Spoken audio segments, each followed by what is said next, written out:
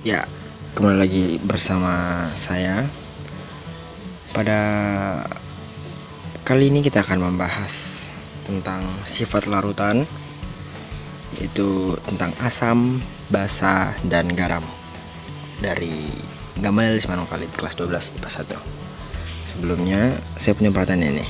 Apakah teman-teman sudah mengenal dengan benda-benda ini? Ya, tentu saja. Itu ada deterjen, ada es jeruk, dan juga ada larutan garam. Nah, dari ketiga benda ini kita dapat mengelompokkan larutan berdasarkan sifatnya. Ada yang tahu caranya? Saya anggap tidak tahu. Jadi, mari kita mulai pembelajarannya. Yang pertama kita akan belajar tentang asam. Seperti teman-teman ketahui bahwa asam ini kalian langsung berpikir tentang tomat, jeruk, cuka, dan lain sebagainya. Asam ini memiliki beberapa ciri-ciri, yaitu yang pertama, yakni memiliki rasa masam. Nah, terlebih ingat, jangan dicoba kecuali terhadap makanan. Yang kedua, dapat menimbulkan korosi. Korosi ini adalah kerusakan logam karena reaksi kimia, misalnya yaitu pengkaratan besi. Dan yang ketiga, yakni dapat mengubah kertas lakmus biru menjadi merah. Nah, asam juga dapat menimbulkan dampak negatif, misalnya hujan asam. Hujan asam menyebabkan kerusakan pada bangunan, gedung, dan patung. Hal ini terjadi karena ada kadar gas belerang atau nitrogen dioksida dan gas nitrogen dioksida atau NO di atmosfer sangat tinggi dan bereaksi dengan air dan kemudian membentuk asam sulfat atau H2SO4, asam nitrat, dan kimia lainnya.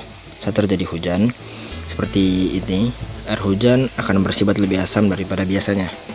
Karena air hujan ini disebut dengan hujan asam.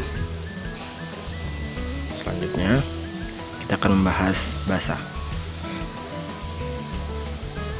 Contoh benda yang mengandung basa adalah sabun mandi, deterjen, dan yang licin-licin lainnya. Ada 3 ciri-ciri, yaitu memiliki rasa agak pahit, yang kedua terasa licin di kulit, yang ketiga dapat mengubah kertas lakmus menjadi lakmus biru. Basa sering direaksikan dengan larutan asam dan menghasilkan sinar retro atau yang disebut dengan reaksi netralisasi. Nah, pengaplikasian dari reaksi larutan asam dan larutan basa yakni pada obat mah. Mengapa? Karena saat orang mengalami sakit mah, maka kondisi kadar asam lambung sedang tinggi, sehingga perlu diberikan basa agar menjadi netral, yaitu dengan diberikannya obat mah yang memiliki kandungan magnesium hidroksida atau monoksida, sehingga dapat kondisi lambung menjadi netral kembali. Selanjutnya yaitu garam.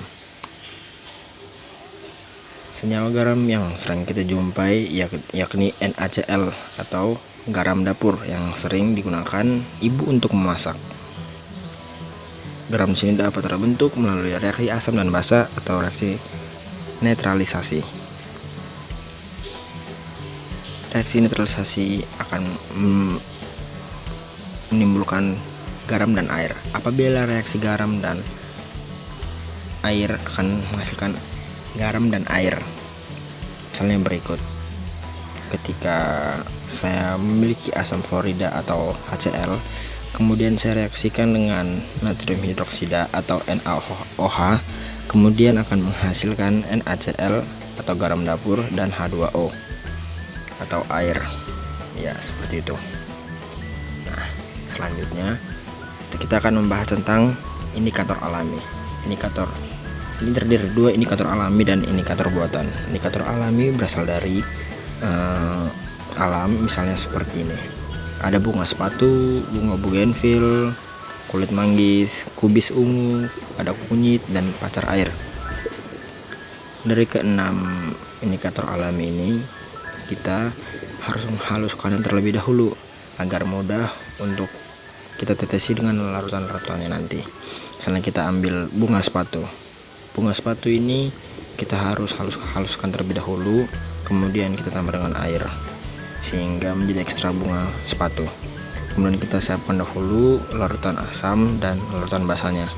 Kemudian kita tetesi deh dari ekstra bunga sepatu ke dalam larutan asam, kemudian ekstra bunga sepatu ke dalam larutan basah.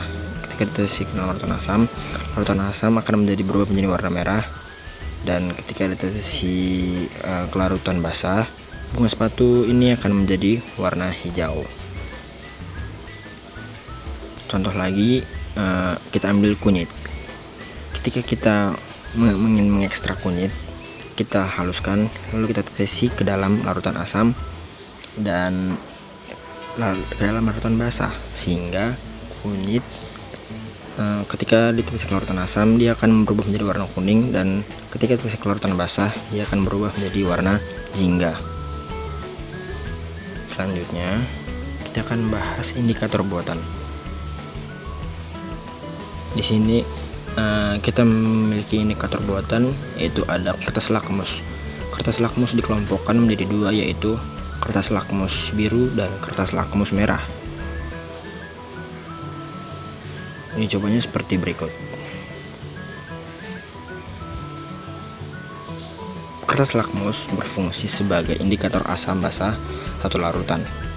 Apabila kita memiliki kertas lakmus biru, kemudian kita celupkan ke dalam larutan asam, seperti gambar sebelah kiri, akan berubah warna. Kertas lakmus ini akan berubah warna menjadi warna merah.